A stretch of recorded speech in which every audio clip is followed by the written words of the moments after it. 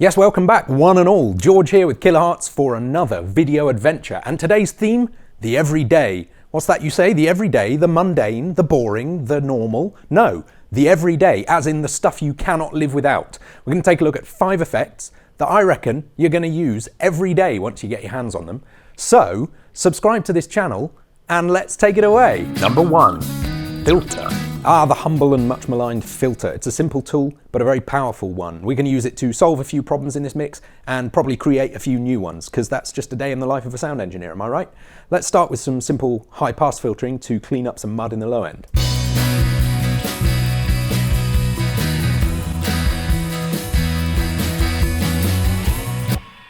And it's sort of a subtle difference. One thing I love to do to hear what I'm losing, what I'm taking away here, is to reverse the filters, get the frequency of each of those filters and convert it from a high pass to a low pass so I can hear everything that I'm cutting out.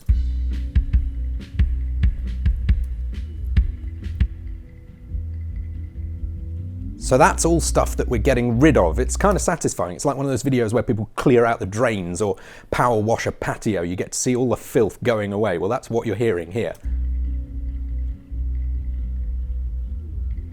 And you wouldn't really appreciate what it was until you get rid of it. And that really makes space for the kick drum and allows everything else to flourish. Something else I love to do with filters is band pass the reverbs. So I've got a couple of reverbs here, a small and a large reverb, just coating everything in a lovely wash.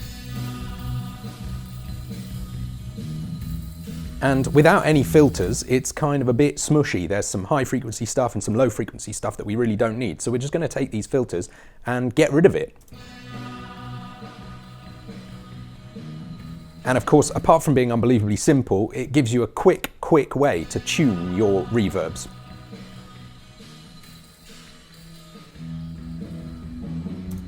Delightful. And finally with the filter, sub-tip number 3. This is filter tip 1.3, which is to take a filter in Snap Heap, use the envelope information coming in on your lead guitar to create a kind of auto wah effect. So every peak in the incoming audio will drive the cutoff frequency of the filter up. I've given it a bit of Q and it creates this difference.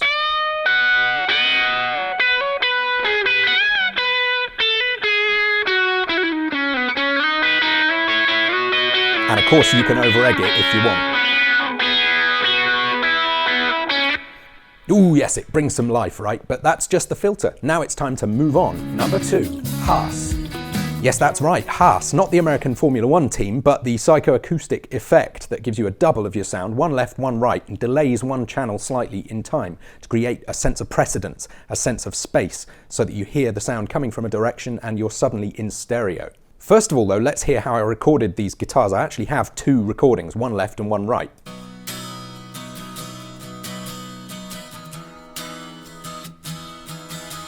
And that's all well and good, but what if you didn't want to do it that way? What if you wanted something a bit cleaner and a bit tighter? Or maybe you just didn't have time to record 2. Or perhaps even you were center track to mix and you just have a mono sound that you want to make stereo.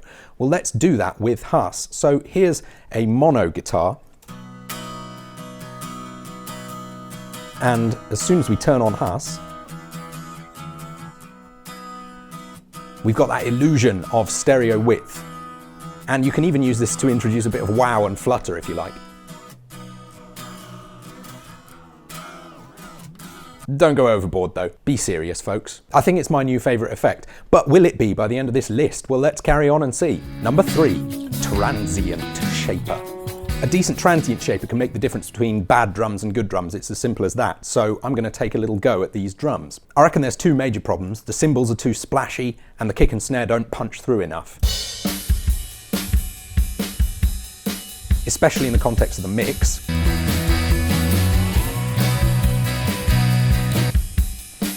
They're getting kind of lost in their own wash. So let's start with those overheads. On all 4 of these channels, I'm going to take the Transient Shaper and just cut the sustain by about 25%. Let's see how that sounds. Nothing drastic, but it just tidies things right up. On the kick and snare, I'm going to do something slightly different. I'm going to take the attack and the pump and use them in tandem to create an increased attack and also a decreased moment after the attack to give the impression of a further accentuated attack. And that sounds like this. I'll play without first.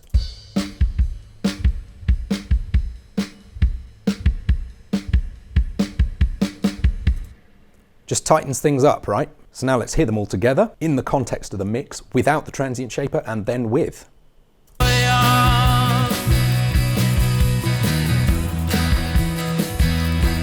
Really brings these things into focus. Now, another fun thing to do with Transient Shaper is to post-design a synth sound. So I've got a pad and a pluck here.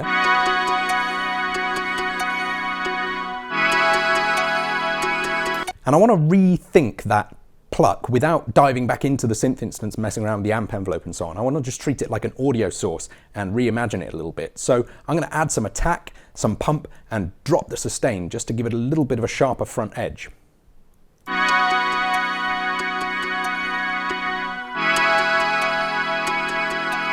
And somehow treating it this way, like audio, is a little bit less clinical than going back in re-engineering the DNA. It's like you're giving it a makeover, much more organic. But what about this pad? Well, Effect 4 will help us with that. Number 4, ring modulator. Yes, you heard me correctly, ring modulator. I think it's an underappreciated way to bring motion to static synth pads like this one. What we're going to do is add a sine oscillator and multiply it with our signal to create a bunch of wacky overtones that just shouldn't be there, and it will bring the thing to life.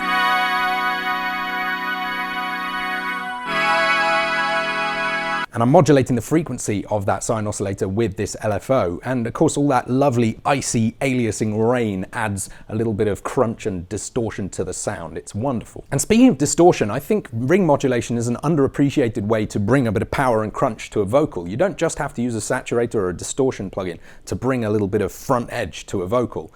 What I've got here is the incoming envelope information of my vocal driving the mix value of this ring modulator. And you'll hear that it brings, with each incoming transient, a little burst of power and colour to the sound. Tomorrow is another chance to right the ones I've wronged. But what on earth I'd say to them was trouble all along. And everything I wanna say is wrapped up in a song.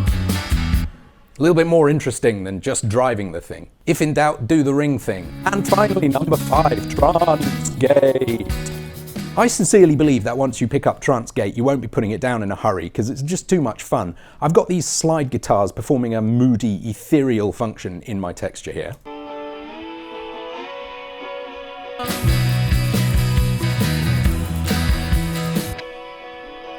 But I reckon they could use a little more definition, a little more tightness, and a little bit of rhythmic interest. So I've put a Trance Gate on both the left and the right channel with different pulses coming through, and they sound like this.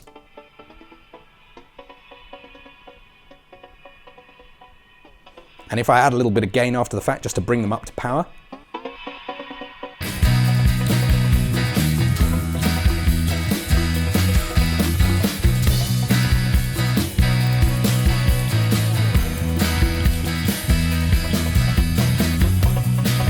just totally changes their function in the track, and it's a real powerful way to play. Once you start with Trance Gate, you can't stop, and that's not just because it's circular. I assume now, like Pavlov's dogs, you are salivating at the very thought of getting your paws on these tasty treats, so you know what to do. But before you go and pick them up from our website, you should like this video. It really helps these things get seen. So take a second, click the thumbs up button, and then go and treat yourself to a bunch of new effects, and we'll see you soon. Goodbye.